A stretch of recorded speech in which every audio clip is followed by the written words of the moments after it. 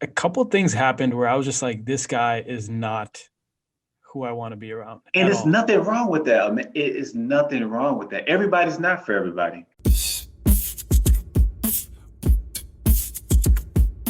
And I hate to kind of open up another book or another can, but if you're in a situation where you're around people and you're forced to not be your, or if you don't feel comfortable being yourself, then you should probably change your circle, Mm, which is tough for a lot of people to really acknowledge that, wow. right? You know, you should potentially change your circle if you're not who you are, because not only are you doing um, them um, a disservice, but you're also in a situation where you can't sustain being fake. You can't sustain not being genuine to yourself and hold yourself accountable for being who you are. Which sounds silly to even say that, right?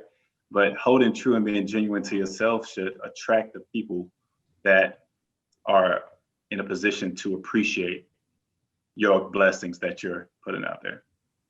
Wow, that's powerful.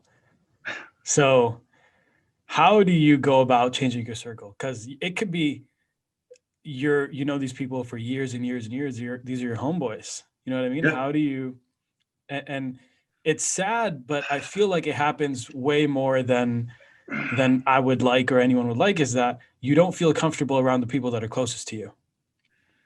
So, Ahmed, I'm going to I beg to differ, and I'll tell you why. Because your inner circle are those that have seen the growth around you, have seen you grow. They've seen you, Mm, whether you met in college, whether you met, fresh out of college, but they've seen you at different phases of your life potentially.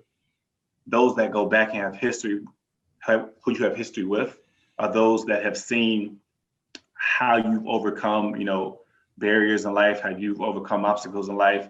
They've celebrated victories with you.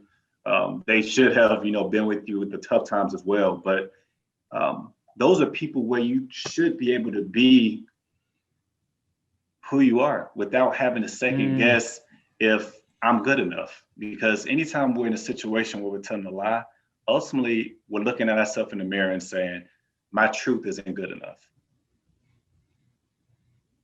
yeah.